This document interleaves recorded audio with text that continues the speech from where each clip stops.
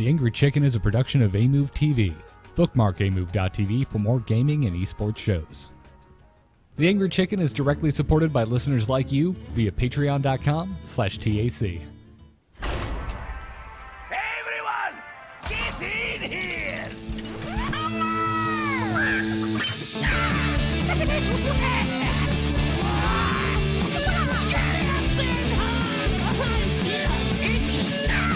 Ready for action!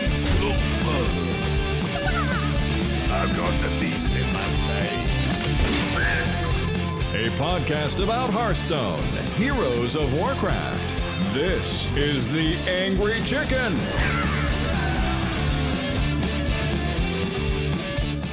Welcome back, everyone. This is The Angry Chicken. I'm Garrett Weinzerl. He's Dill. She's Jocelyn. And this is a podcast about Hearthstone. Apparently, we need to get rid of that Heroes of Warcraft somewhere in that intro because that logo has had a haircut. Yeah, apparently no longer are we talking about how we're heroes of Warcraft specifically. We're just Hearthstone. Yeah. So. Yeah, and that was actually really funny because I got a tweet today asking me, the resident lore nerd, obviously, how many cards from Gadgetzan actually are characters in WoW, or like, well, actually, specifically, it was the other way around, is how many are unique to Hearthstone. And I was like, actually, like thinking about it, I'm like, there's Wrathion, but other than that, like, I couldn't think of any off the top of my head that were immediately from Warcraft. Like, most of it was new to Hearthstone. So they're moving away from just being Warcraft things. So Kazakus is a made-up character. Don Honcho's made up. Aya Blackpaw's made up. I mean, they all are races within World of Warcraft, but they're not characters that we know of. So how long do you think it will be until it is called Hearthstone, Heroes of Hearthstone? I think at this point they're probably just sticking with Hearthstone, right? Like now Hearthstone is like the one word. It's well, I mean, really, not a lot of people all you gotta hear. Yeah, not a lot of people actually said Hearthstone, Heroes of Warcraft every time they were talking about it. That Hearthstone Heroes of Warcraft game? Yeah, that's great. Yeah, no, that's very true. And I mean, there's been some chat around the proverbial water cooler, because let's face it, it's really just Reddit and forums and Twitter nowadays. None of us are hanging around an actual water cooler. Maybe that'll be a card in the future. Who knows? But there's been a lot of like rumblings, like, oh, does this mean we're finally gonna get cards from outside of the Blizzard universe? And while I still think that would be awesome, I think it's more so just, Hearthstone has been creating their own heroes. And I think that's been the most successful versions of Hearthstone, or the most successful additions to Hearthstone have been where they've created their own story, their own, creations. So I think that's more why we saw Heroes of Warcraft drop, because they're less and less pulling directly from Warcraft lore. Well, I mean, they were kind of almost running out of characters at this point, Like we've got all the like big main players for the most part. I know there's still some that are missing, but I mean, we've got like Sylvanas, Cairn, and Bane. We've got Vol'jin and all of the heroes that are actually like playable heroes. The well's starting to run a little bit dry, so I'm not surprised that they're moving away from it, because I mean that's my favorite part of just Hearthstone releases in general have been League of Explorers, and now I love all the lore that they've built around Gadgetzan. So I think Hearthstone's at its finest when it takes inspiration from Warcraft but doesn't pull directly from it. I agree. And even if they do something like Karazhan, they filled that sucker full of so much Hearthstone flavor, it still felt Hearthstone-y. I mean, I don't think necessarily like the well was running dry, because but they would start having to make up, or they'd start to add characters that nobody even really knows about, right? Yes, yeah. Well, really that's what I mean. Like all the deep, all it the wouldn't be iconic these ones recognizable are kind of names. It would be an NPC who hangs out in Undercity, right? And yeah. there's tons and tons of those. I mean, we could get pretty granular before we run out. I mean, there's still a lot of like raid bosses we haven't tackled, a lot of raids in general. But that, I mean, those like again, it's like, does it make sense? If your theme is going to be mean streets of Gadgetzan, are you now trying to pretend like all of these NPCs from the game have somehow made their way to Gadgetzan, or is it more fun to like create this brand new storyline where there's underground organized crime bosses in Gadgetzan? Like that's a much cooler idea that you can then build upon. So it's so damn cool that I desperately want it in World of Warcraft now, and that's been really the first time I felt this strongly about it. This is the first time I've really been like, oh, damn, this thing in Hearthstone is so cool. I would love it in World of Warcraft. Usually it's the other way around, right? Especially when Hearthstone first came out. That's all we talked about was, oh, what's next? They're going to bring Ice Crown. And I'm sure at some point we're still going to get Ice Crown. Coming? Yeah. But it would be cool if you had like a quest hub in Gadgetzan that was built around these crime families and you picked one and worked for them, kind of like a second faction. And then had a bunch of daily quests or something like that. You could go in there and do, fight off the other gangs, or do delivery work for them, or go out and get things that they need. Like that would be pretty fun, actually.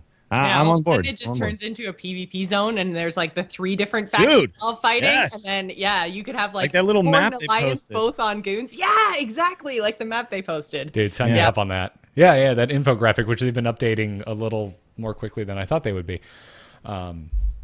But anyways, before we continue on, this episode is brought to you by Harry's.com. Everyone, they're sponsoring this episode of The Angry Chicken, and as we mentioned last episode, and it bears repeating, if you need a gift idea for the holiday, our sponsor, Harry's.com, has a limited edition set available right now.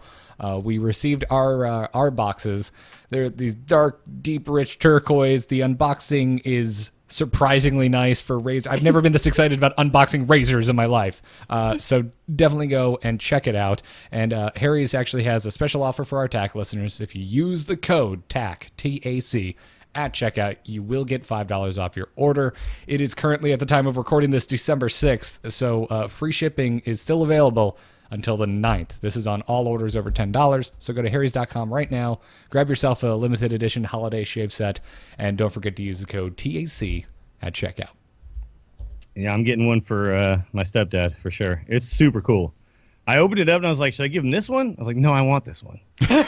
So I'll use the code TAC. Give him another one. Sweet. Thank you, Dills, for supporting your own show. I'm supporting the show. Thank you. I appreciate it very much. I mean, it's better. Like normally I get him like a book about the Cardinals, So this is actually like an interesting kind of cool gift. So I'm excited. That's sweet. That's sweet.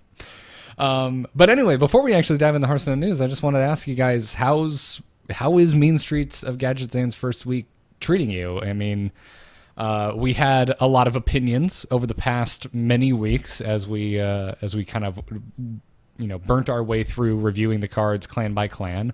We did so many episodes of The Angry Chicken last week that I found it odd when I wasn't talking to you two. I mean, what did anything surprise you? Because I mean, on our Jade Lotus episode, I think we were pretty fearful of Jade Golems, and I think some folks on on Twitter and comments even said, "Hey guys, maybe you're overblowing the Jade Golem a little bit." And now getting into the game, I think we might have been a little overexcited with the Golems.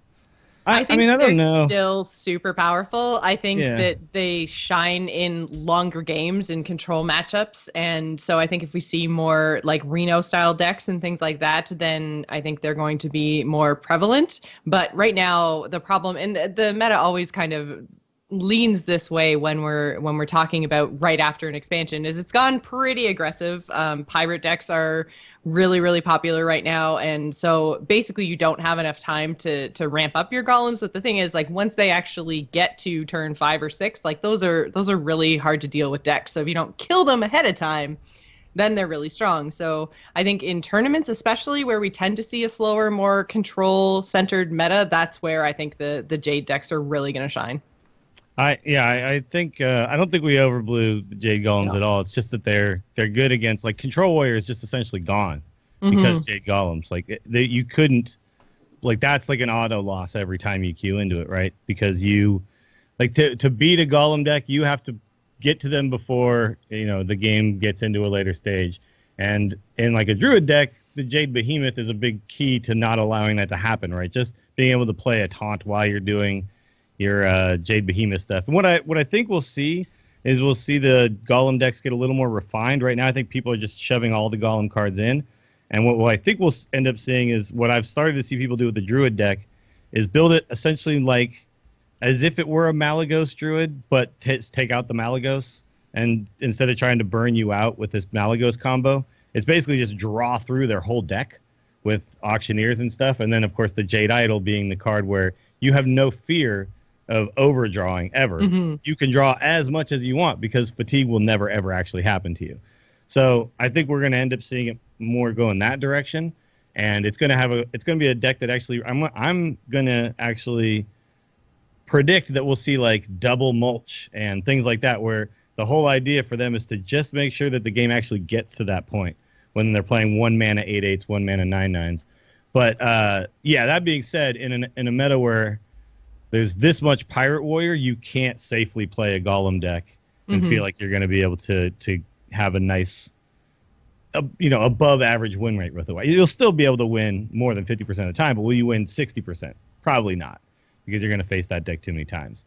But of course, also the aggro Pirate Warrior deck is super easily counterable. So a lot of people were freaking out about that. I was like, oh no, this sucks. 5 games in a row against this one deck is not that fun. But if you were to play like Dragon Priest does really well against it. If you built out any of the Taunt Warrior decks, you would have 100% win rate against those aggro pirates. So I think it's fine. I think it'll shake out, and I think we'll see the archetypes start to kind of develop as time goes on. But yeah, right now, if you didn't open a whole bunch of card packs, all you got to do is put in Patches and the friggin' Tiny Pirate guy. What's his Small Time Buccaneer? You've got Tiny Pirate. Yeah, Tiny Pirate guy. You got a legitimate deck, like right then and there with 2 cards from the new set. So that's why. And I think I was going to say that's why it's so popular, is just because you really have the ability to play. And I think that's also kind of the reason why we're seeing a rise in Pirate Rogue as well, is that there already were quite a lot of pirate tools. They were just kind of missing that one last thing that kind of helped put them over the edge. So I think that's what we're seeing now, is people just finally filling out that last little bit of their deck and going, okay, now this is super aggressive and super powerful, and I can use this to climb ladder, which I think is the important distinction to make here.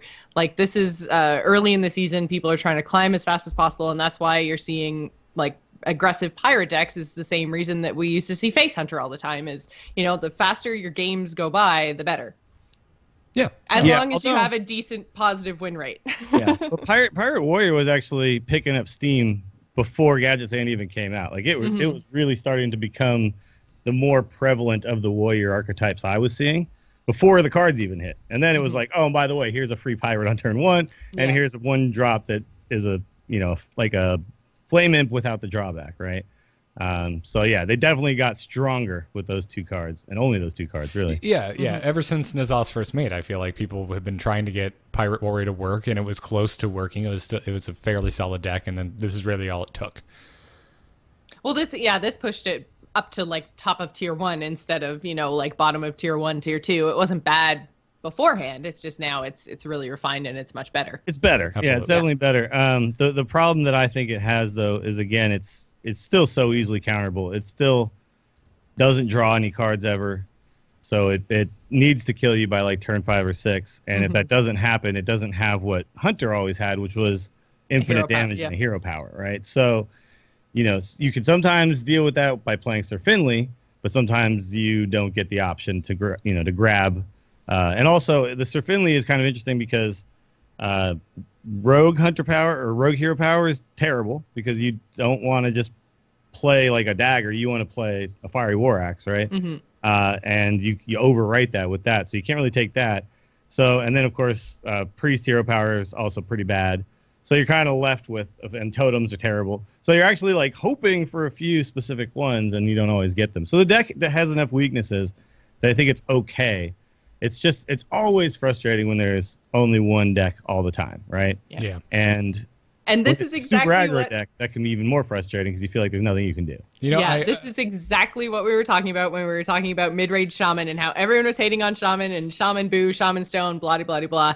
And literally what we said was, guys, when Mean Streets comes out, there's going to be another deck, and, there always has to be one deck that we're all kind of ticked off about because it's very, very prevalent. There's always going to be some either best deck or at least perceived best deck, and that's going to impact the meta a lot. So this is Mean Streets, at least for the first little while. This is Mean Streets annoying everyone's playing it deck.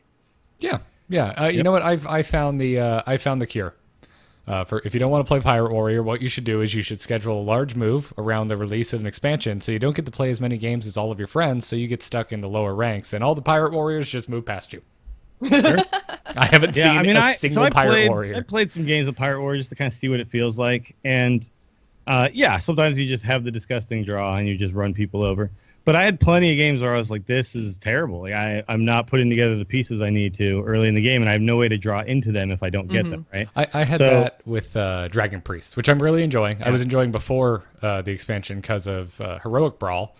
But the Priest got some damn good additions in this set, and I've been enjoying Dragon Priest. But just like old Dragon Priest of olden days, you can brick draw in that deck. My God.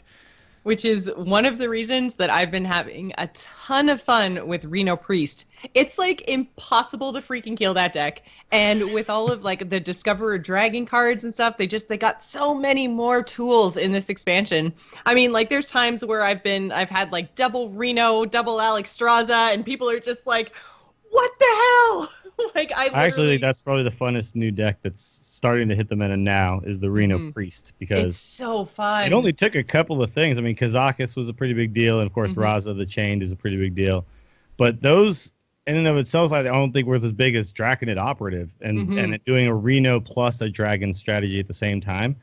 I really think it's Dragonfire Potion, Draconid Operative. Those cards like just set that deck apart as far as fun is concerned, because there's interesting decisions to be made, and when you're discovering cards out of your opponent's deck, you can switch your strategy on a dime and say, oh, okay, he's got this. Now I know he's running a burst combo. Now I know he's doing that, so you can suddenly kind of alter what's going on because you get so much extra information. And also just tons and tons of fun. I mean, Kazakus has turned out to be way more interesting and dynamic than I thought it would be. I definitely thought it'd be cool. I thought making your own spells would be very cool. But once you start to kind of get an idea of what the options always are and how they can best work, and understanding, do I need 5 or 10 mana, or should I even do 1? The brand Kazakus combo, things like that. Like there's just a lot of cool things going on. But I'll tell you, the card that has actually surprised me a lot is the Dirty Rat. The Dirty Rat has turned into a huge surprise for me. I knew there was going to be some interesting play with him. But the fact that you can just like ruin other decks' combo pieces, just take them right out of play without allowing them to use them when they want to, or of course the Dirty Rat Mind Control Tech combo, the brand double Dirty Rat Mind Control Tech steal 2 minions back. Like there's all sorts of cool things. I was doing Dirty Rat into Twisting Nether on the Reno lock. Like that kind of stuff is really cool. You know, when you hit a big piece, like let's say you pull their Reno or their Kazakus out of their hand, it's really impactful to the game. So I'm having a blast playing all of these new Reno decks, and how much like Mage has fallen behind, but all of these like decks now suddenly have more tools than just like what Reno Lock always had. Well, and he's not that bad on curve on turn 2 either, right? Because he's a 2/6 taunt, and usually you're going to have your opponent mulliganing for all his little small stuff. So, I mean, even if you don't have any other play but to play him on turn 2, like, I mean, you're very, very likely to get a small minion on the other side of the board, and then you're ahead on tempo too, right? So he's not even a terrible tempo play. Yeah. Now, final question before we move in the news, and I'm going to limit you all. You get one answer. What is personally your favorite deck right now? You had to pick one. You want to go ahead? I know mine. Okay, I'll go first because I know mine. Yeah, go ahead. Dill's making a face. So for me, it is Demon Warlock in Wild. Demon Warlock in Wild. Right? Okay. Joss has been playing Wild. Share your list with me, please, because that's one I'm excited about. I haven't dipped my toe back in the Wild pool yet, but. I had a ton of fun with it. I got a quest to play, I think 30 Warlock cards and 15 Demons. So I'm like, well, clearly I'm playing Demon Warlock. And if I'm going to do that, well, then obviously I want Mal'Ganis. So to Wild we go. And man, it was so much fun.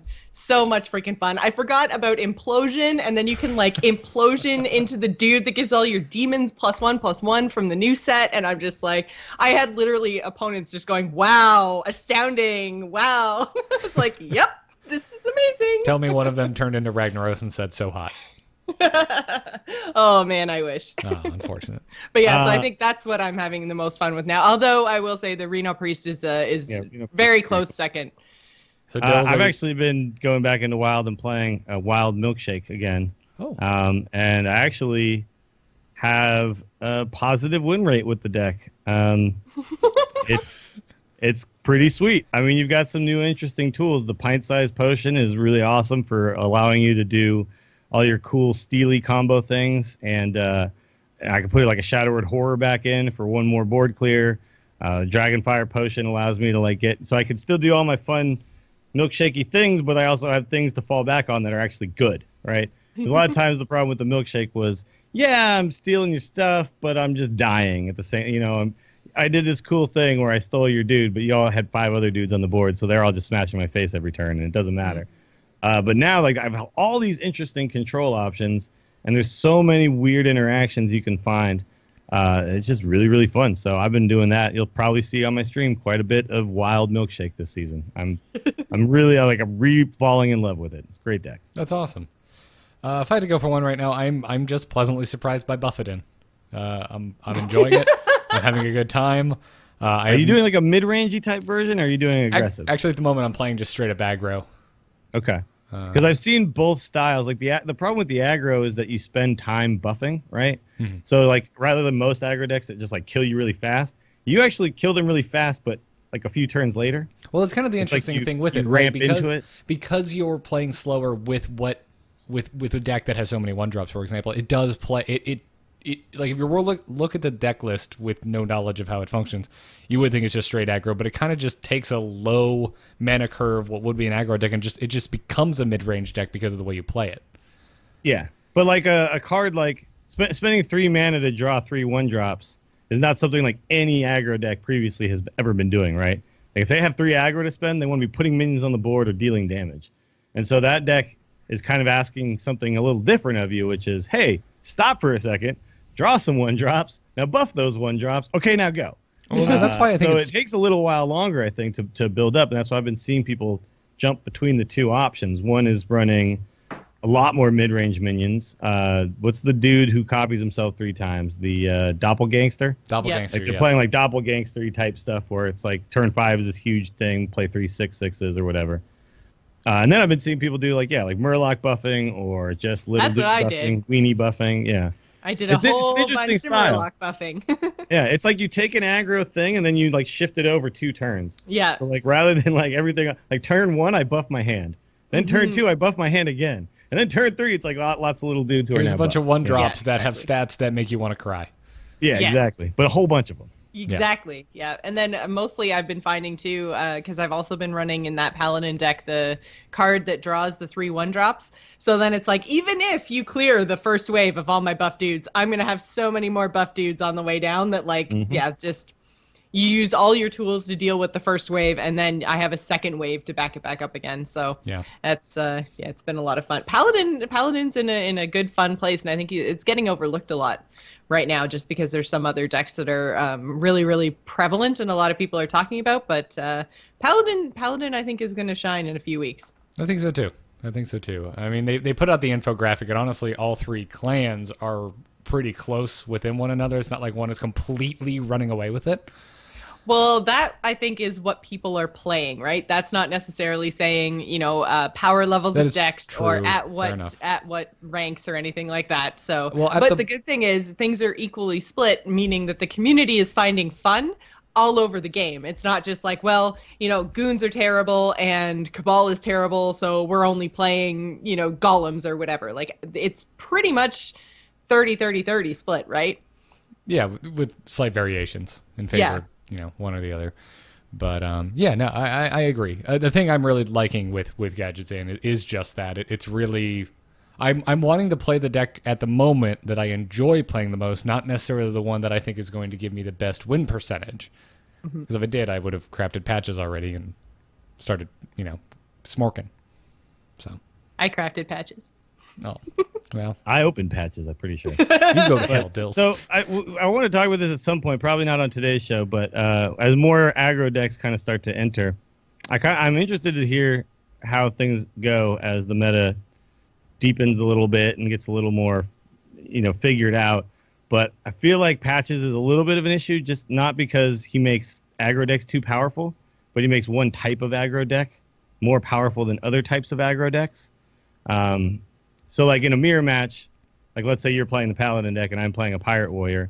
My turn 1 is a 2/1 and a 1/1 with charge, and like here 2-1 is like buffing your dudes. Yep. And it's like instantly you're like behind, you know? Yes. So I kind of want to see at some point, and we can get more into this in a future show, but just kind of to get this idea out there, I would kind of like to see, and we were talking about it on my stream the other night, maybe some form of this for not just pirates, but maybe like a Murloc that you get if you play a Murloc, a free Murloc pops out and does not a 1/1 with charge, but like a 0/1 Murloc that buffs another Murloc or something like that, right? Something along those lines for all of these little types of aggro archetypes, so that there's not just like, well, pirates have patches, so they're ahead, you know, because I think that's the only thing I really see being a problem. Like, he's not overpowered as far as the control matchup or something. He's overpowered in the aggro versus aggro matchup, right? Because he gives them one extra little tool faster than the other decks can get it out. So it's interesting. We'll see how it kind of starts to shake out as time goes on. You heard it here first. Dills is advocating for a 1/1 charge arms race. Well, you know, I mean, yeah, like it'd be really interesting. I want there to be variation with aggro, variation with mid-range, variation with control. And right now it feels like it's homogenizing aggro a little bit more than I like. I think it's a fair point. And we've seen tools, you know, come and go, and different classes get different things at different times. I mean, we could see in the next set things like you're talking about. Maybe they are currently designing more tools for early aggro that would be in line with Patches, and we just don't have them yet, in which case, you know, like Patches is going to rotate out, and he's actually going to have the shortest amount of time in Standard compared to something that comes out in the first set next year, because then you're going to get 2 full years of whatever that comes out first thing next year versus Patches, who's going to go out, you know, in a year and a half. So maybe that's the trade-off, right? You get it first, but then it rotates out quicker. Sure. Yeah. Well, shall we finally talk some news? Let's do it. Let's do it. Good news, everyone! So you haven't really gotten to sit down and talk about the launch bug of tri-class cards. If you opened within the first X amount of hours, if you opened your packs, you were 33% more likely to crack tri-class cards, which was nuts, and I was concerned for Blizzard because that's not a good thing to have to deal with on the launch day of your next big expansion. But we got compensation packs for it. If you did open packs before the hotfix was updated to the game and it fixed the problem, Blizzard gave you free packs in the form of 33% of however many packs you opened, whether they were purchased with money or for gold, rounding up to 1 pack above. So I talked a little bit about this on the instance because Terpster is an EU player, and so he did not experience the bug at all. And yeah, it sucked for the people who opened their packs that we got all these extra cards, right? We got all these extra tri-class cards, which there are only 9 of. So obviously everybody, I think all of us had like 9+ on almost all of them except for the legendaries, right? When we were done, we looked at our collection. I think there was one tri-class card that I didn't hit 9+ for, Yeah. but I can't remember which one it was. But like then we got a bunch of extra cards, right? So we still got to keep all that dust that we had from those extra cards, and then we got a bunch of extra packs. So in the end, like, did we get more? Yes, technically, but Yeah. you know, like, I think, you know. So he was saying, I feel like I missed out on this cool bug that would have got me all these extra packs. So I kind of felt his pain a little bit. Which is funny because he and I had a back and forth on Twitter of basically me being like, "No, you're wrong. Stop it." Well, but see, my argument or what I kind of suggested to him was, you know, yeah, they messed up, then they compensated 33% extra packs. Maybe for the regions that didn't have even access to this potential bug, maybe throw them like 5% of extra packs or something like that. Just like a little extra, be like, yeah, we messed up, and now you guys like kind of got screwed a little bit. Because, you know, there were a lot of people too in NA who, once they found out about it, just didn't open their packs, right? And then later on that night, like, I'm like, oh, here's 50 extra packs for me. You know, it was great. But some people were like, I'm not opening my packs until the bug is cleared up, you know? Yeah, and I think that basically, I guess the counter argument to that is that people who either didn't open their packs or people who were in other regions got exactly what they were expecting. You know, like it didn't actually take anything away from them. They got packs that were weighted properly. They paid, you know, X number of gold or X number of dollars, and they got their new expansion packs, and really wouldn't, it doesn't have any negative impact on them. No, they got 33% less dust. Like we got a bunch of our cards turned into dust, and then we got a bunch of fresh cards. I understand that, but I'm saying that it doesn't take away from them. Like their experience is still exactly the same as if there had been no bug. So it doesn't actually take anything away from them.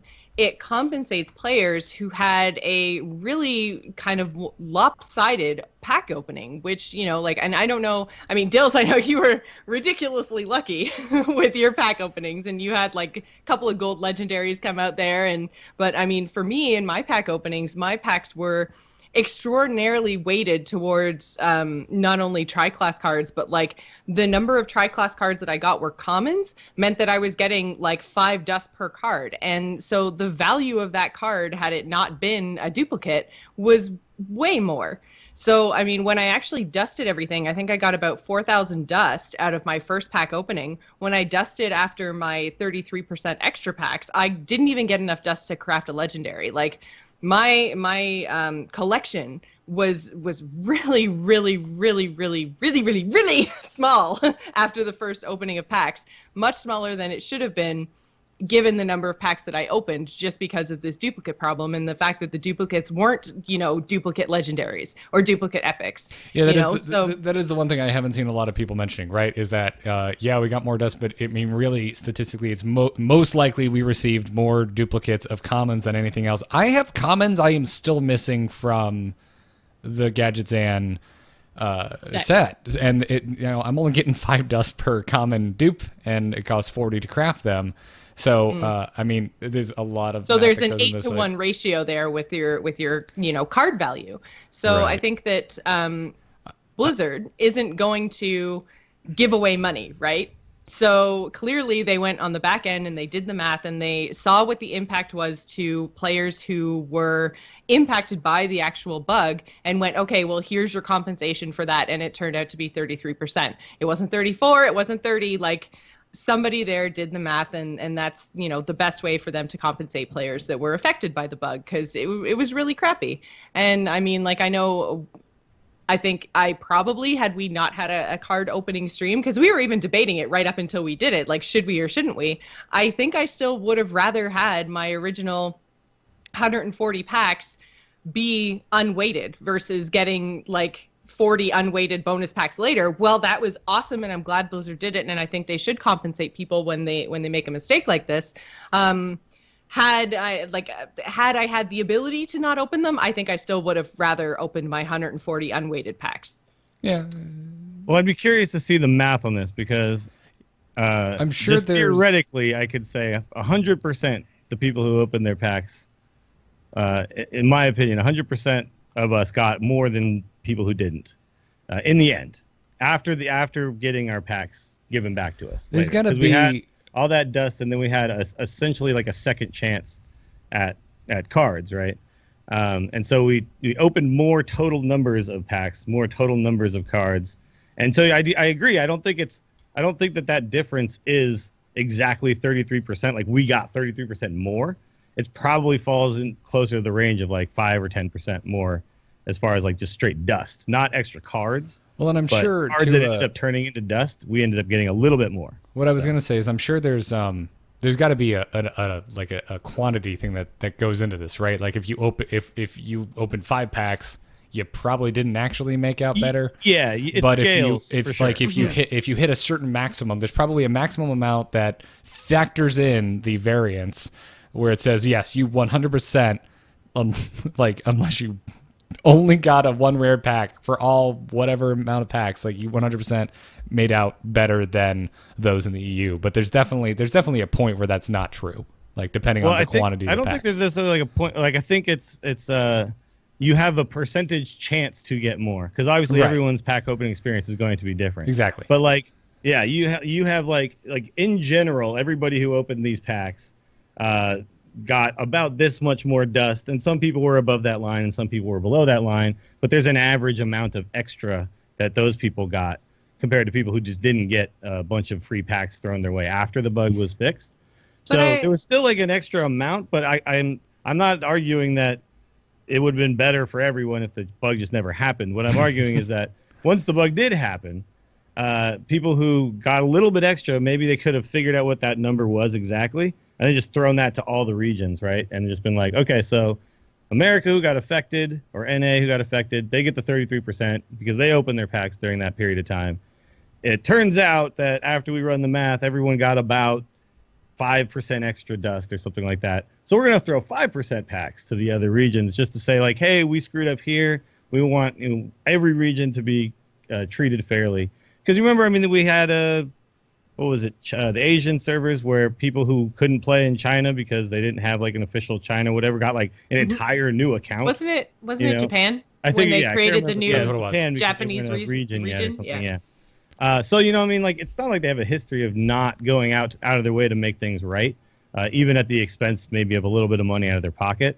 So I just kind of would have liked to have seen it work out that way because, it's kind of sucked for everyone, but like we could appease everyone by just doing one little move like that. You know what I mean? So I think the thing is, though, I mean, people who opened the packs, I think, are a little bit deserving of that extra little bit of compensation because, like, okay, we might have gotten 33 and we got extra dust and stuff, but there was a significant portions of our pack openings that really just weren't what we paid for, right? And yes, I mean, absolutely. we at least were, I guess, lucky enough to understand what we were doing when we opened our packs because we knew about the bug. But there were a few hours at the start there where people were really excited, didn't realize there was a bug, and it took a little while for the information to come out. So I think the people compensation... could tell pretty quickly. I was watching, I think it was actually Crip's stream I was watching later on. Not his actual stream, but his YouTube video. And that was before the bug had been announced because I think we knew when we started it, that, people were saying in the chat right away. Yeah, I know, but opening even then, packs and was like, "Dude, does it seem like I'm getting extra tri-class?" He just like kept doing it. So like a lot of people were like, "Oh yeah, it's definitely something's weird." Players who aren't necessarily like on Reddit or watching Twitch streams or whatever else, like if they say it took their lunch break to go open their packs, they may not have looked into it at all. And like tri-class cards or something new, maybe there's more of them than they realize. Like, I think there's a significant portion there of people who probably weren't aware of the bug at the time. And so those people need to be compensated and should be compensated more because, again, they put money or time or gold or whatever into getting these packs and wouldn't have had the knowledge that we did going in. I mean, obviously, like for us, it is a little bit different because we knew what we were doing when we were opening our packs, but it's literally impossible for Blizzard to separate those two groups from people who knew about the bug and still opened to people who didn't know about the bug and opened. So, right. I mean, like, they have to lump us all together. And I think that compensation should be, like, when something bad happens and you're compensated for it, it's not necessarily to bring things up to zero. It's to say, oh man, we're really sorry. Like, your dinner was shitty. Have a gift card. Like, it's meant, compensation is meant to be a little bit more because you've suffered a hardship. I love your bad dinner. I'm just thinking, I had a 5% poorer dinner experience than everyone else in the restaurant. They don't give everyone else in the restaurant 5% gift cards. Just me. Yeah, no, I mean, at the end of the day, it's an opinion, right? You're either happy or you're not happy with the decision that they made. It was launch day. It was clearly an unexpected bug. This was definitely not planned. They had to think on their feet. They had to act quickly. I think all things considered, Blizzard handled it really well, and that overall the launch of Gadgetzan was, I think, rather stellar, especially considering the bug that they had to contend with. So. I don't know. I think it's fine. I know we personally opened it full well knowing what we were getting into. And in the back of my head, I trusted Blizzard. I'm like, they'll probably find a way to make this right. And also, this is the only time I have to open packs on stream. So I'm going to do it anyway. So. Yeah, I mean, I expected that we might get something like extra dust or something like that given to us. Yeah. Extra packs was above and beyond what I was expecting. And I'm not arguing that Blizzard didn't do right by the player base who opened those packs that way. But I'm just like, some players still felt a little bit like, oh man, I missed an opportunity, right? And I understand that feeling as well. And there's probably a way to kind of make everyone feel like nobody missed out on anything. I don't know exactly what that number is because I'm not going to sit here and do the math I think on it's just- exactly how much extra dust I may have gotten over somebody else. But I'm pretty sure you're right. Like that, the fact that I opened more packs meant I got more benefit in the end. Like it scaled better. Like Yeah. Crip opened 1,000 The Crip, packs. yeah. Oh my god. And got 330 extra packs or whatever Yeah. it was, right? Yeah. So, in that case, like his scaled really well. He basically had so many duplicates, and then when he opened his new packs, a bunch of new duplicates and more chances at like gold cards that weren't, things like that. So there's definitely some scaling issues with it, but I'm not one to sit here and complain. I just remember talking to Terpster that very next day, and his feeling felt valid to me. Like, oh man, I'm like sitting here watching it happen. Then I hear about the 33%, and then I'm like, I can never get that 33% ever. So If you it was were just gonna- kind of after talking to him, I was like, I didn't even really consider how that would feel for other regions players. I can sympathize with that if Terpster was planning on opening an obscene amount of packs. Let's put it that I think way. he does, though. Which he I does, think yeah. Terpster does. Yeah. Okay. He's actually really into Hearthstone. All right, fair A lot enough. of money Well, on video games. Yeah. I opened 63, and I ended up getting 21 extra packs. I got 2 more legendaries and those extra 21 Nice. packs. But yeah. And Anywho. speaking of all the packs that Crip had to open, apparently Ben Brode actually went and posted on, I believe it was on Reddit, might have been on the forums, but he basically said that Crip could have broken Hearthstone had he pushed the disenchant button. I think it was pre-TGT. Basically, he would have crashed the Hearthstone servers because he's currently on a quest for a fully gold collection. So he's not really dusting anything until he knows that he's got enough dust to then craft a fully gold collection. So he's sitting on a ridiculous amount of cards, and if he were to push that button pre-TGT, it would have crashed all of the servers. That's my Yeah. favorite part of Crip's personality is the psychotic collector. I think of all of the redeeming qualities of Criparian, that is my favorite one. It's kind of, I find it kind of weird, but I guess I don't have that.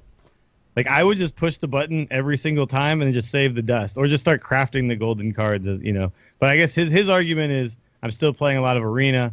I may open a golden card in a pack that I get, so Not I to want to mention, make sure you that never know when stuff Yeah. gets nerfed and things. So if you're going for min-maxing on your dust, He's- then yeah, he's you don't min-maxing disenchant. Yeah, all you the don't way. disenchant until you get a buff. He's Or just- and nerf. also there may be nerfs or buffs to cards, so then you Yeah. disenchant at that moment. So, Yeah. all the things. I love it. I love it. I also love Disguise Toast, not just because he's super weird in an awesome way, but because He's also Canadian. Mhm. And he agreed to come on the show, so we gotta set that up. Oh, we do. Yeah, I feel like we've been bouncing that around for years, and it just never happens. I talked to him the other night, so Oh, okay. he was into it. All right. Well, anyway, he has a video that everyone should go watch about Weasel Tunneler being super weird, and he's right. It is super weird. It's almost consistent, but not quite. It's consistent yeah. with how the game itself actually works, but not consistent with a card game. It's consistent with how the game is programmed, but not consistent with a card game where the card reads what that card reads. Yeah, like Right. once you understand the programming behind it, then it kind of makes sense. Mhm. But But there's even if you don't understand that, if you just read the card, If there's a doesn't physical even- card, it would never Yeah. work this way ever. Yeah. So essentially, when the card dies, rather than its death happening first, the first thing that happens is it becomes the other player's card. Yeah, the ownership that moment. changes. And Yeah. then the death rattle occurs, and then it goes into their deck, right? So there's a lot of weird things that happen where, like if you play like a Kel'Thuzad and then it dies, like it doesn't resummon it after the turn's over because Well, it's that's- already now been sent to the other person's side of the board essentially, and then went into their deck. So it's as if it didn't die on your side of the board, right? Yeah. Well, the thing that's It's weird about very that, strange. the thing that is weird about that though is that if you do that, if your Weasel on your side dies and your opponent has a Kel'Thuzad out, Kel'Thuzad does not summon the Weasel Tunneler, which if it changes Well, ownership goes before into anything your else. thing, but it's not. I guess it doesn't go onto the board. It's very just super It's strange. weird. Yeah, Yeah. it's really, really weird. And that's And I the thing. get Yeah, it it's like because it if works it's this a- way. But it's a deck ownership, I think, as opposed to a side of the board ownership. So it's like changes to a minion in your opponent's deck, and then the death rattle goes off. So it never actually ends up on your opponent's board, which is why it doesn't trigger your opponent's KT. But then like the death rattle, yeah, it's kind of funny, but it's like it's deck ownership, not necessarily board ownership. Entomb was actually board similar ownership, to this then too. it would just keep going back and forth infinitely, right? Yeah. So and they fixed this issue with Entomb, but there used to be a bug where Entomb wouldn't go. You couldn't use Entomb if you had a full board. So you couldn't, because basically what Entomb was actually doing was like pulling the minion to your side of the board and then putting it into your deck. So if you had a full board, it was like, I can't go there. And then you like couldn't use it. But they ended up fixing that. But the way this is still working, there's some very, very bizarre things. So the weirdest one to me, I think, was was if you put Soul of the Forest on it. Yes, without a doubt. This is the weirdest damn thing. this was So really if you cool. Soul of the Forest on it, you look at the card, it says, okay, Death Rattle, when it dies, they go to the other guy's deck. Then it also says Soul of the Forest. So those things go off in order, right? So first your Weaseler, its Death Rattle was already there, so that's the first one that goes off. So what happens is it goes into the other guy's deck.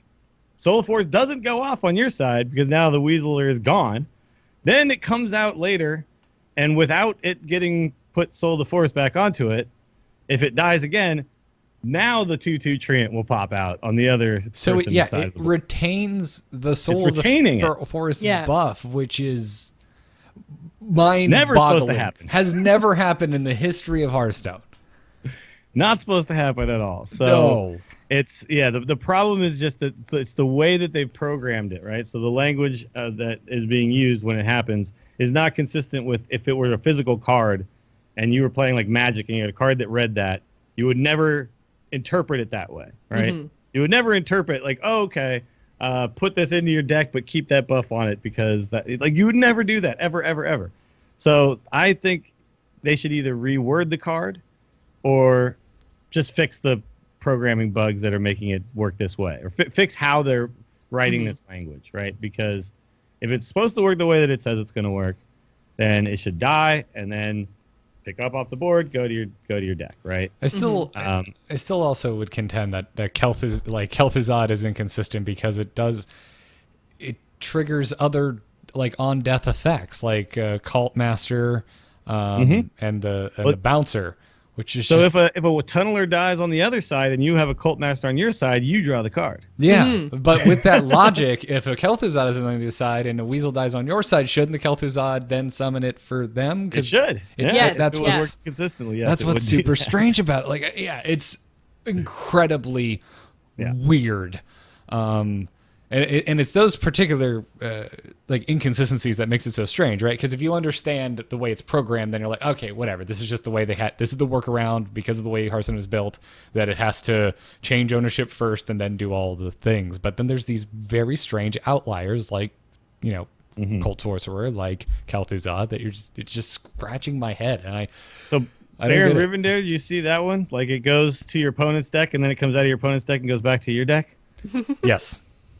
Like that. I mean, to me, like this is the problem that I have with it is that I look at the card and I read the card and immediately your brain goes, oh, sweet, I'll like play Kel'Thuzad and then I'll make 2 of these and then I'll have 2 of those die and 2 go into my opponent's deck. And just all of flood these it- things, or flood his Baron deck with Rivendare. weasels, I'll do all yeah. these cool things with the tunneler. Yeah. And then they don't work. None of them work that Yeah. way. None. And then it makes the card like not as fun and not as cool, I think. Yeah, no, it's extremely surprising, and I find it odd that it even made launch, because this guy's Toast even brings up in his video that Ben Brode would like to change effects like this that function that way, like in Tomb, for example, but they haven't yet, clearly. So I find it just weird that this is I don't think Weasel Tunneler was going to blow the doors off of the meta, to be completely honest. I'm not sure how large of an effect it's having on Hearthstone as a whole,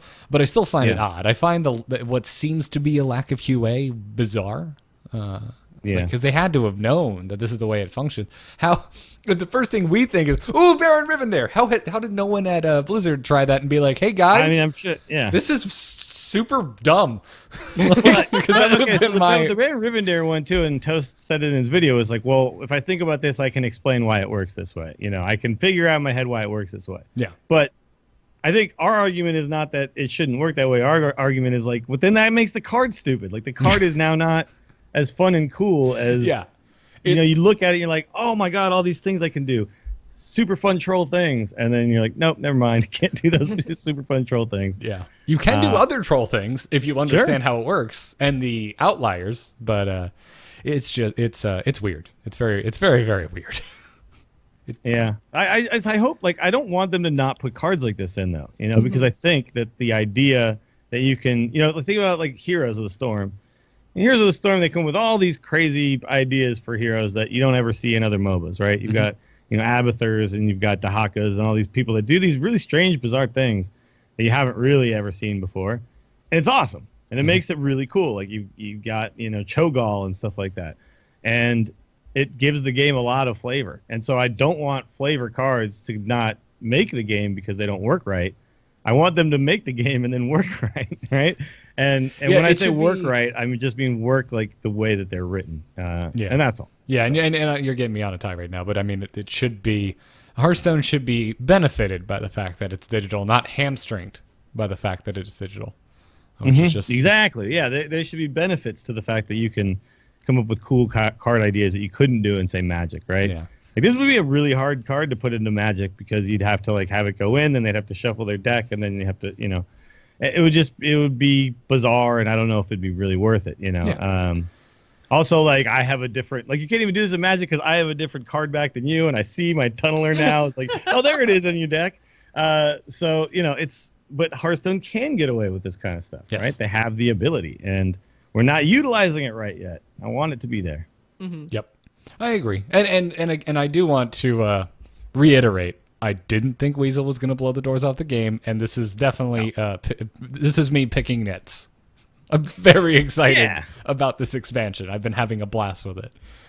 Exactly. I mean, look, we're not allowed to complain about the expansion, but this doesn't. I'm not complaining about this card because I really want to make my tunneler deck. You know, I'm complaining only because there's cards and consistency in Hearthstone has been an issue, and we had an email from and I know.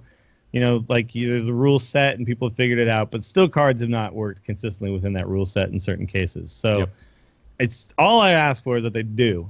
Once they do, then that doesn't matter if you've read the rule set, right? The matters is that you see the card and you kind of understand, okay, this is how it's going to work.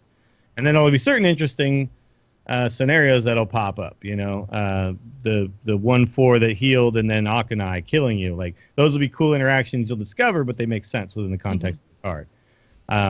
This one doesn't make sense within the context of the card, and then therefore the card just highlights inconsistencies in the game. So, yeah.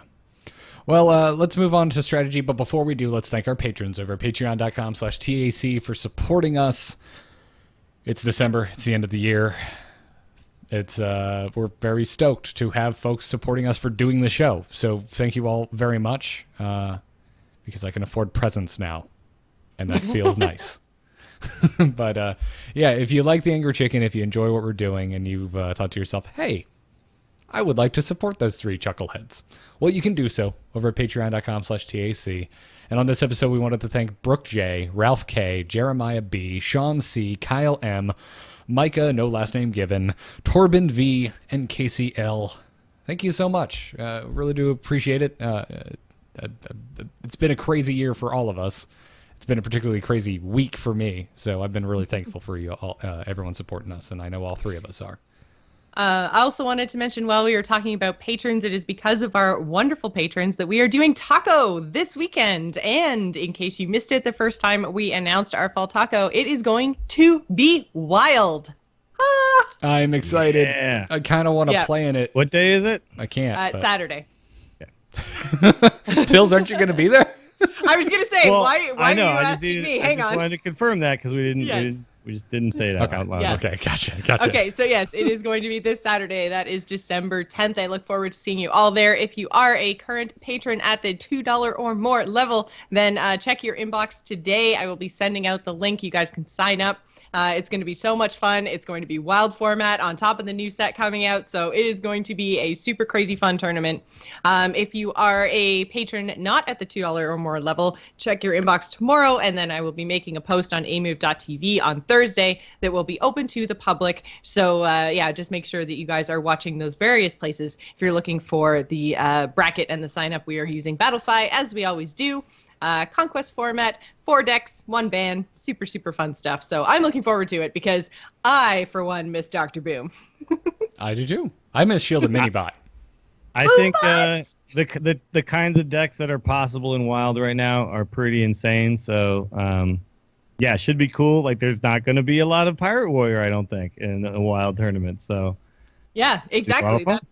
Yep, Garrett was like, I'm not looking forward to casting Pirate Warrior. I'm like, don't worry. Yeah, I don't think you'll see it very much. Yeah. You'll see a lot of Death Rattly stuff. You'll see a lot of, I mean, I'm sure some Secret Paladin will make it, but maybe we'll see what kind of Grimy Goon cards make it into Secret Paladin. I foresee a lot of Lotheb just and a lot of Sledge Belcher burping, a lot of piloted Shredders, you know, Dr. Boom's little as he comes down. It's going to be great. It's going to be a good time. Really looking forward to it.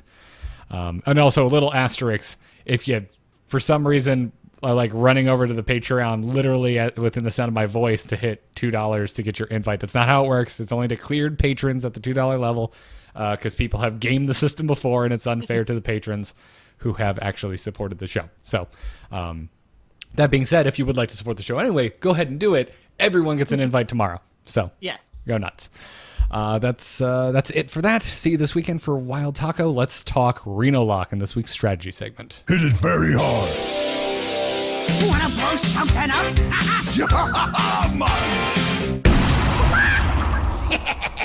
Time to pay. So Savitz went on a tear, an absolute tear, with a Reno Lock deck. If you are watching the video version, we've got the deck list up. These are not 2 deck lists side by side. It's just too damn long for anyone to read it. So Warlock cards are on the left, neutral cards are on the right. Thank you, Hearthbone, for the deck list.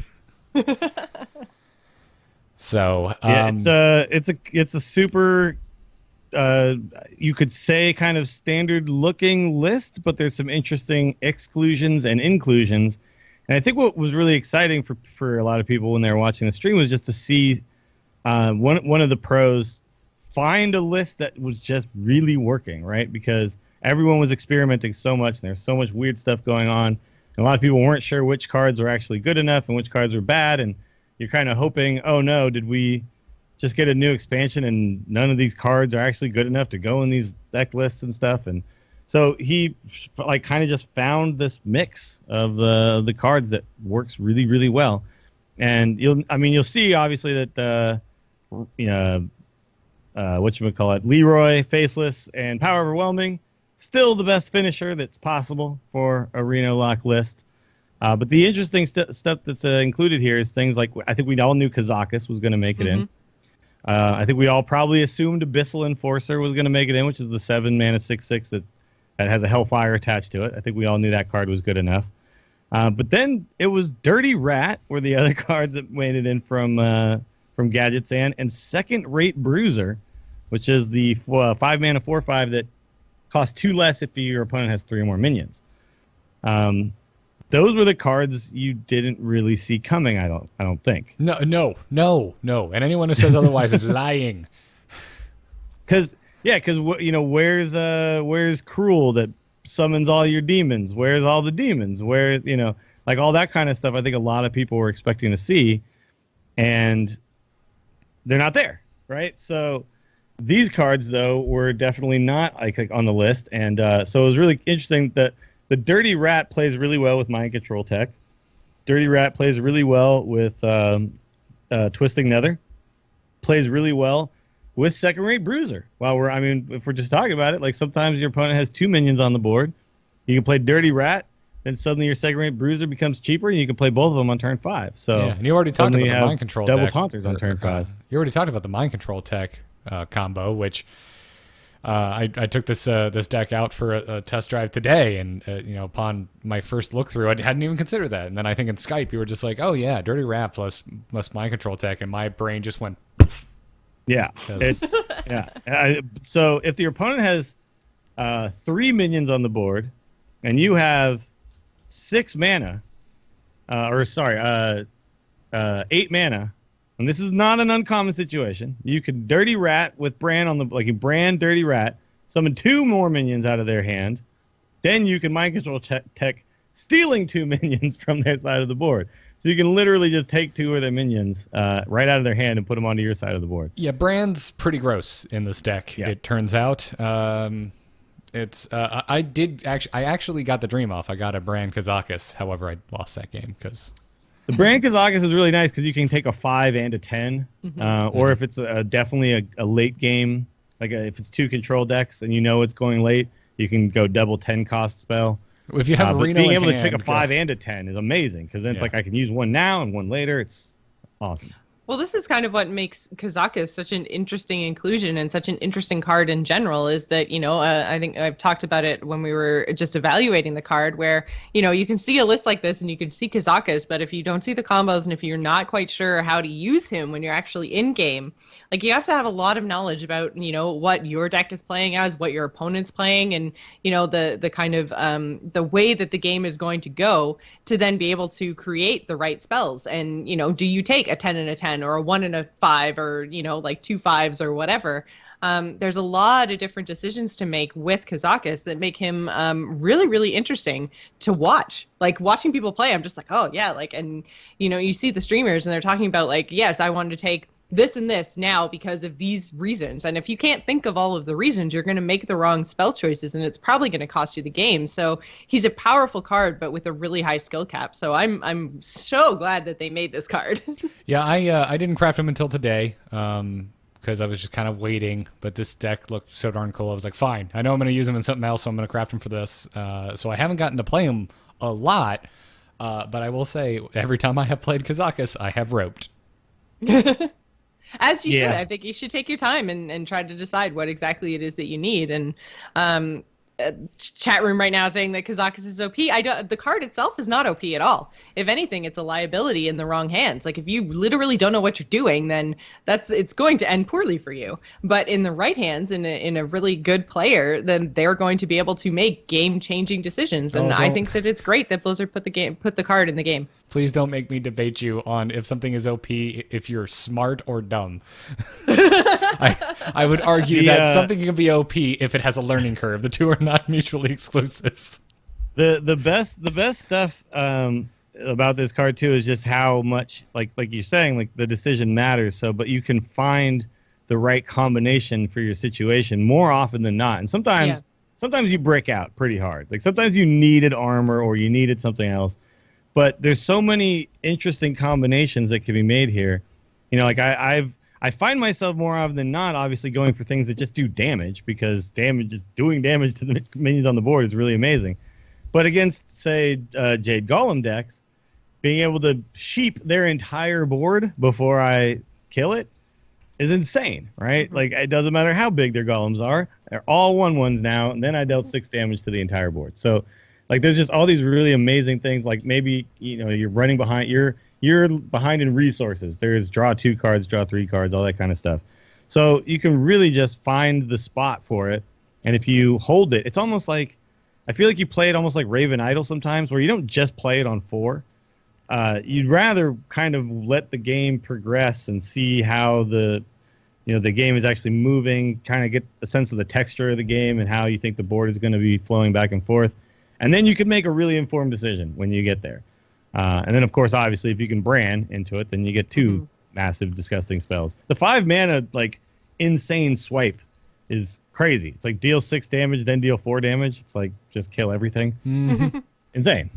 Kill all the things. Yeah, and we spent a good chunk today talking about Weasel Tunneler and how it maybe is an example of how being digital kind of hamstrings the game a bit. Kazakus is a wonderful example, I think, of how being digital is a great boon to Hearthstone.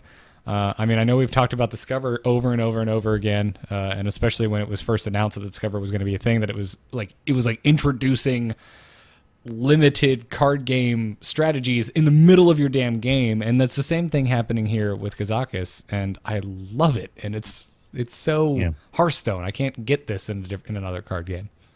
No. There's a question in the chat about the order of effects. The order of effects always happens in the best order that, in the order that makes sense, right? So if you pick deal 4 damage to the board, and then the next pick is turn all the enemy minions into sheep, you turn them into sheep before you deal the damage, right? Because it wouldn't make sense to do it the other way. So yeah, and I love the new. Doesn't it? I think there were reports when it was announced that it kind of guides you or like gives you effects that are going to be useful to you. Was that ever confirmed by Blizzard? I don't know about that. I think the order of effects offered is essentially random, but then once the two have been chosen, they put them in. They happen in the proper order. Yeah. Like you can see sometimes when you pick them, then you read the card. They've been swapped. Yeah. It's a damn cool card, and good God, say goodbye to your turn time if you play him plus with Bran on the board. Like it's just. Yeah. I mean, I've been doing okay, but I've played him a lot at this point. Yeah, I haven't. Like once you start to play him a lot, you'll know what the choices are and what your options are gonna and what you're really looking for and what you want exactly. Yeah. So according to Jocelyn, Kazakus is an OP if I play him. Yeah, you suck. Well, I didn't want to say you specifically, Garrett. But, Garrett. Yeah, if you don't know what you're doing, Garrett, Kazakus is a perfectly balanced, perfectly fine card. No, and knowing when to Kazakus too is a good thing because I mean the turn you play him, unless you're on a certain turn, you won't be able to cast a spell the same turn, and he's a bit slow on his own. So I mean, there's some drawbacks to Mr. Kazakus. But very good card. I also love that his biggest drawback is he's a 4-mana 3/3. That's outside of that. Yeah.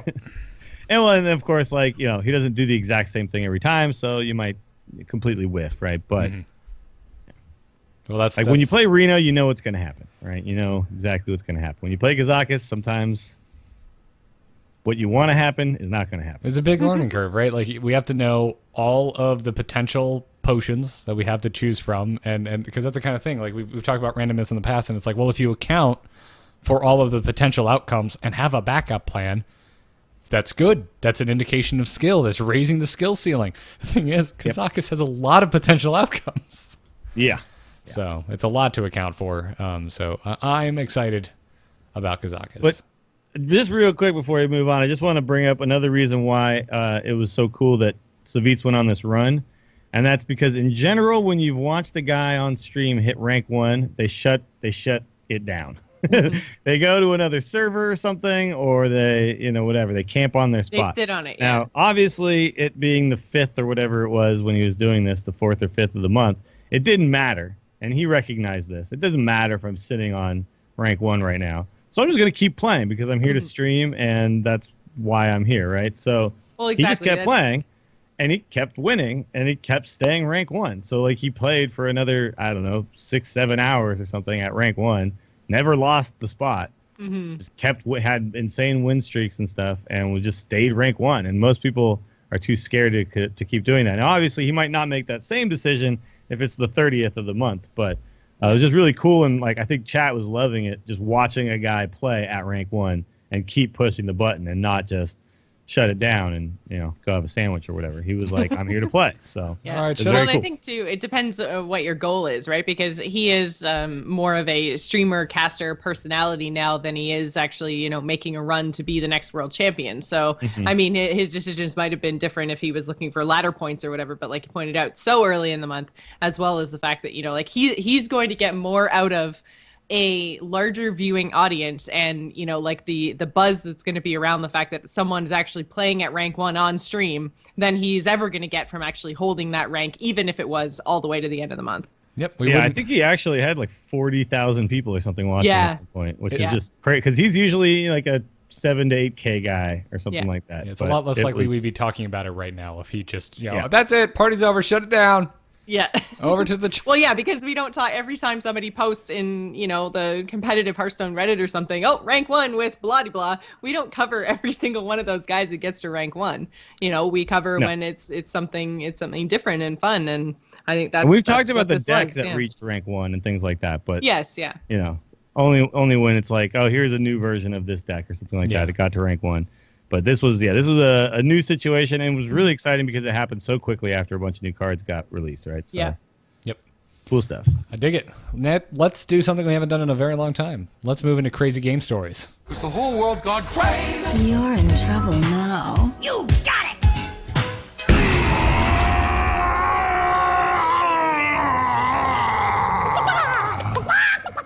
Need to warm up my voice. Haven't done story time in a while now.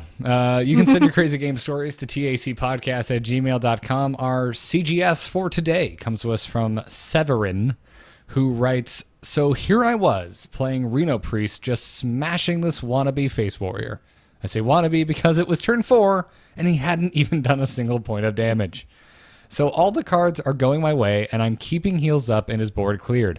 Followed by Reno, which was sure to seal my victory, and so I watched pleasantly, hoping he would hit the concede button. Right?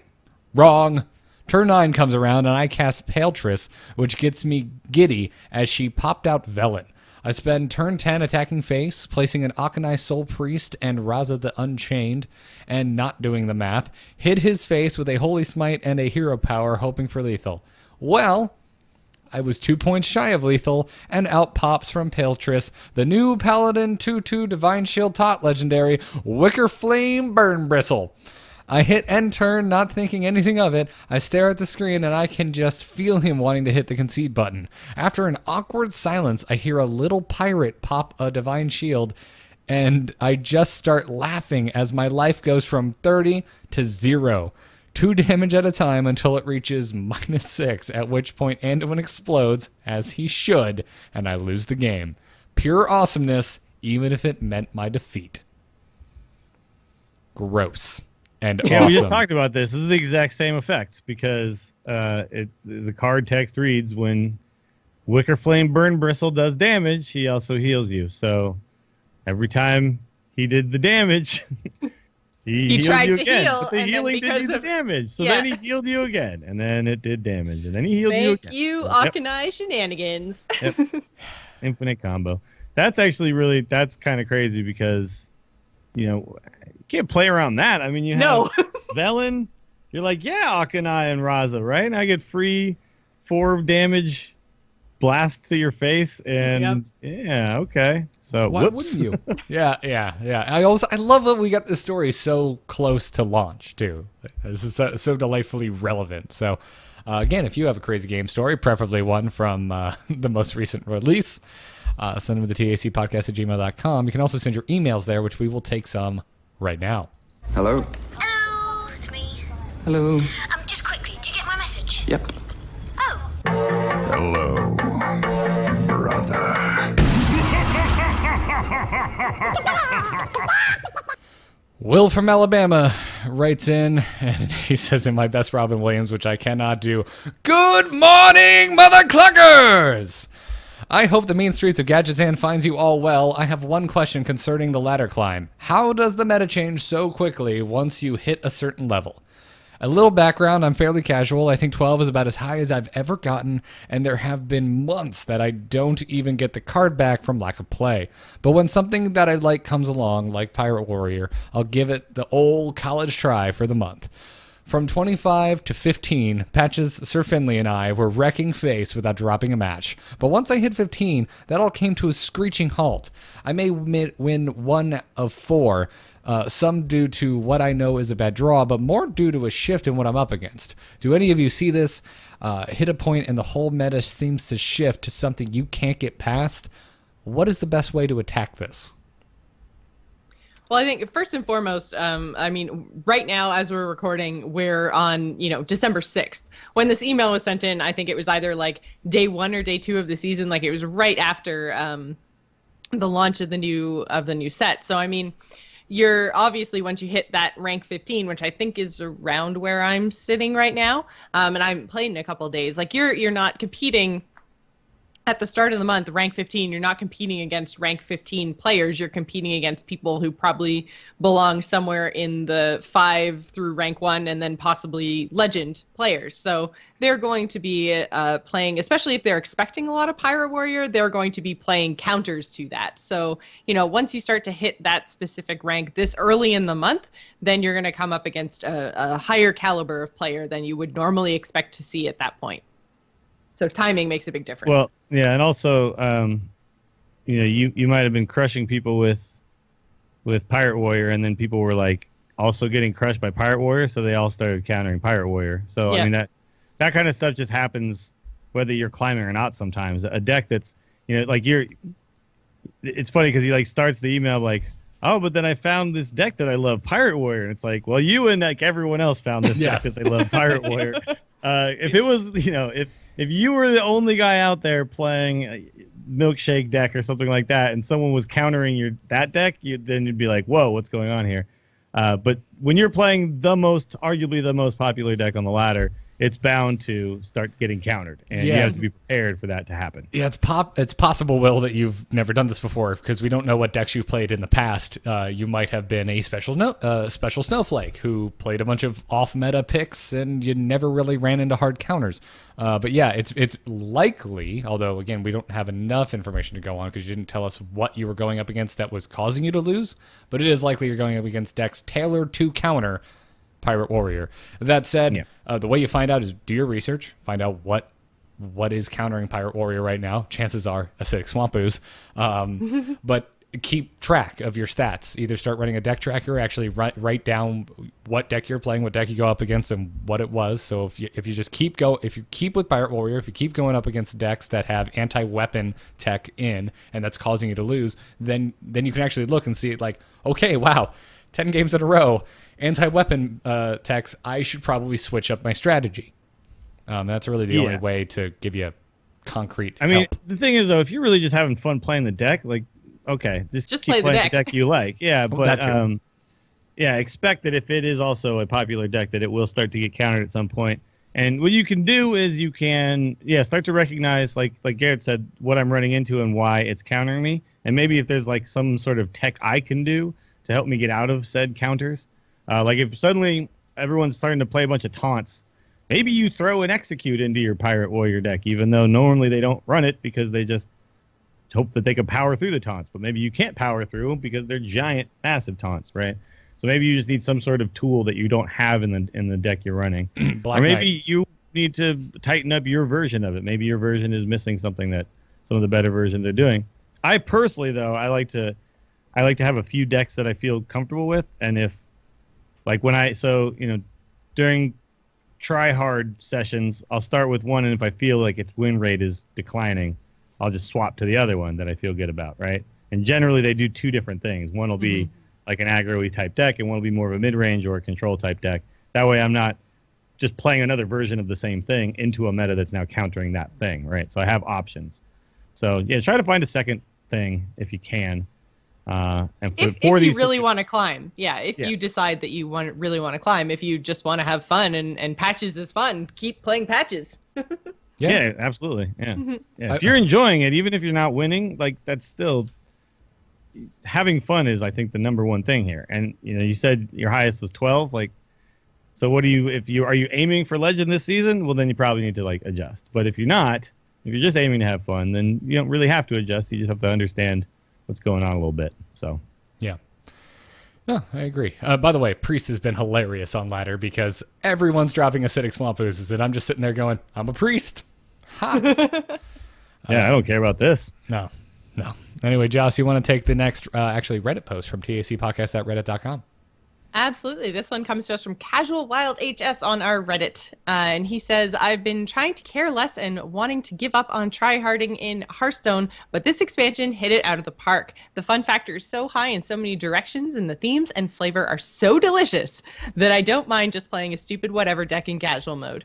I thank the devs for making my free time that much better. And this is a sentiment that I wanted to make sure that we talked about on the show because I agree with it 100%.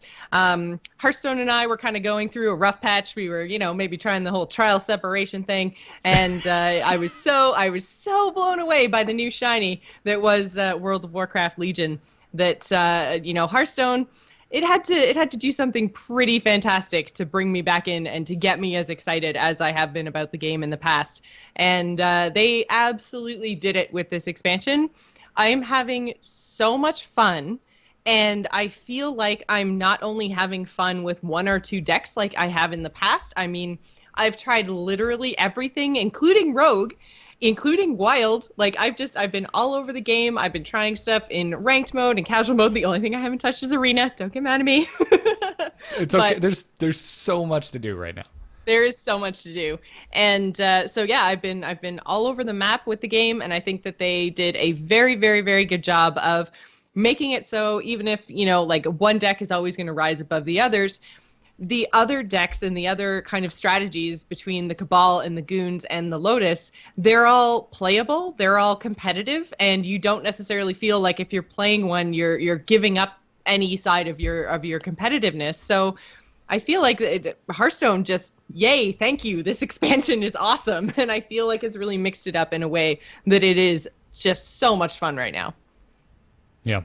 Yeah, I agree. I will point out something, though, that, and I'm not to be a Debbie Downer on this, but one thing about this expansion is that there is so much synergy that if you didn't open a large amount of cards, you probably are having trouble putting together these new fun, super synergistic decks. So it's like there's no perfect way to ever do this, because if they don't give us synergy and they just give us a bunch of cards that just are fine on their own and work in a vacuum, then we don't get to do some of the stuff we're doing right now, which is create these intensely thematic decks. And, I really, really like this. I much prefer this. And I know that there are people when this happens that suffer a little bit because they're like, I'm free to play. I could never make any decks.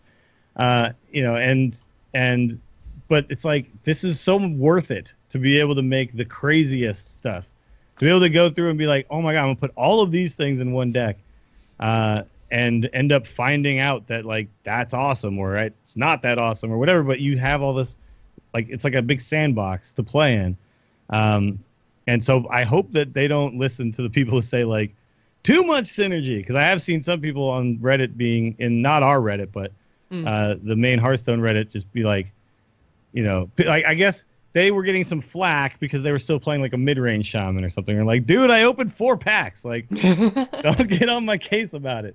So, to those people, I say, like, yes, get in there, play arenas, get those cards, and come join all the synergistic fun that everyone's having, because it is crazy. It's awesome. I love it.